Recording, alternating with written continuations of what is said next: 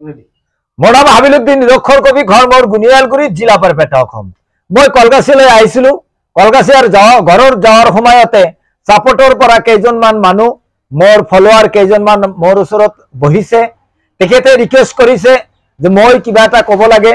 আমাৰ লগত আছে দুটামান ছাত্ৰ আছে আৰু এটা ছোৱালীও আছে।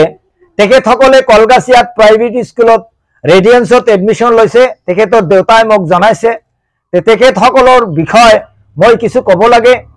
আমি তোমাক ক'ব বিচাৰিছোঁ যে ছাত্ৰ ছাত্ৰীৰ শিক্ষা অধ্যয়ন বিহনে এজন মানুহ ডাঙৰ হ'ব নোৱাৰে। ভালদৰে অধ্যয়ন কৰিলে এদিন তেখেতৰ সপোন, তেখেতৰ মা দেউতাকৰ সপোন বাস্তৱত ৰূপায়ন্তৰ কৰিব পাৰিবা যদি তুমি ভালদৰে অধ্যয়ন কৰা। আৰু মানুহ যদি এজন সফলতা অৰ্জন কৰিব বিচাৰে যিকোনো এটা পন্থা ল'ব লাগিব। মোৰ এটা থিয়ৰিটি ল'ব লাগিব যে মই এইটো পন্থাৰে মই আগবাঢ়ি যাম। তোমাক লৈ মই এটা কবিতা আবৃত্তি কৰিব বিচাৰিছোঁ। কবিতাৰ শিৰোনাম মোৰ উপদেশ। শ্ৰেষ্ঠ মানুহ হৈ জনম লৈ দুৰ্বল হৈ ভাঙি নপৰিবা। আনৰ ইতিহাস অলপ অলপ কৰি হলেও চাবলৈ চেষ্টা কৰিবা। ৰামেশ ৰোম দুৰ্গম ঠাইত এজন মাছমাৰিয়াৰ ঘৰত জন্ম লৈ ডক্টৰ এপিজে আব্দুল কালাম এইখন ভাৰতৰ ৰাষ্ট্ৰপতি হ'বলৈ পাৰে। তোমালোকে কিয় নোৱাৰিবা? দুমাহতা আহিবই পাৰে, তাৰ বাবে সাজু হৈ থাকিবা। কলম কিতাপখিনি যত্নৰে তুলি ল'বা, তেজেৰে তোমালোকে ইতিহাস লিখি যাবা।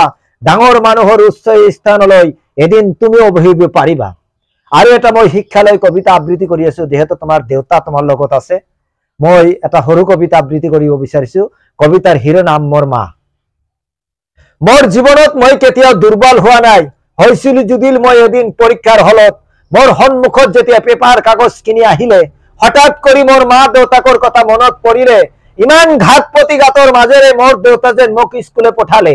মোৰ মা মই যেতিয়া স্কুলত আহো কান্দত বেগখিনি তুলি দি কাণৰ গুৰিত আহি ক'লে, বোপাই অলপ ভালদৰে লিখিবা, ডাঙৰ হলে মোৰ কথাষাৰ উপলব্ধি কৰিব পাৰিবা।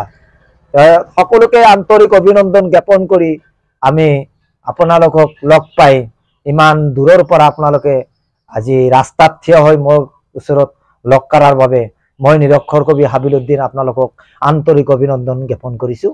ধন্যবাদ। Thank you. শুক্ৰিয়া।